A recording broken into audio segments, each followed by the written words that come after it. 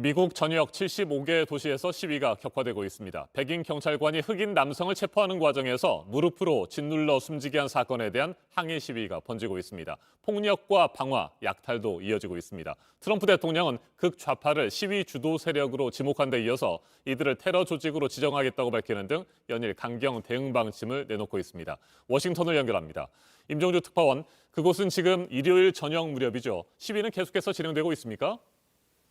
네, 이곳 워싱턴 DC를 비롯해 사건 발생 지역인 미니애폴리스와 보스턴, 필라델피아 등 미국 전역에서 엿새째 대규모 시위와 집회가 이어지고 있습니다. 이곳 워싱턴은 백악관 앞 라파얏 공원에 시위대가 모여 인종차별에 항의하는 집회를 열고 있습니다. 집회는 경찰과 공원 울타리를 사이에 두고 비교적 평화롭게 진행되고 있습니다. 제가 조금 전 현장에서 시위 참가자를 만나고 왔는데요. 얘기를 직접 들어보겠습니다. The police are killing innocent people. Enough is enough. It's not just a matter of criminal, it's a matter of black and white. It's a matter of the skin color. So we have to stand out here and make our voices heard. Otherwise, nothing's going to get done at all. 현재 미니애폴리스와 LA, 시카고 등 20개가 넘는 지역에 야간 통행 금지령이 내려져 있고 15개 주에는 주 방위군이 투입돼 긴장감이 고조되고 있습니다. 네, 지난 주말 항의 시위가 격화됐는데 폭력과 유혈 사태까지 곳곳에서 발생했죠. 네, 그렇습니다. 미니애폴리스에서 시작된 시위는 닷새 만에 LA와 시카고, 뉴욕, 마이애미 이르기까지 미 전역 75개 도시로 확산됐습니다. 곳곳에서 도심으로 진출하려는 시위대와 이를 저지하려는 경찰이 충돌했습니다.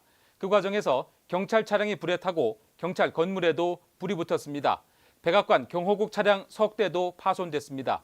경찰은 고무탄과 최루가스를 쏘며 대응했습니다. 시위는 휴일 새벽까지 계속돼 크고 작은 충돌이 이어졌습니다. LA와 필라델피아 등지에서는 날이 저물면서 일부가 상점을 약탈하는 모습도 목격됐습니다. 1,000명 넘게 체포되고 부상자도 속출했습니다. 네, 일부 한인 상점도 피해를 입었다고 들었습니다. 걱정이 큰데 구체적인 피해 상황 혹시 파악이 됐는지 궁금합니다.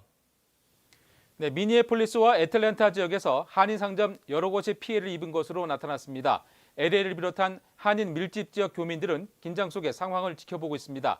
외교 당국은 정확한 피해 내용에 대한 확인 작업과 함께 시위 현장 접근 자제와 신변 안전 유의를 당부했습니다.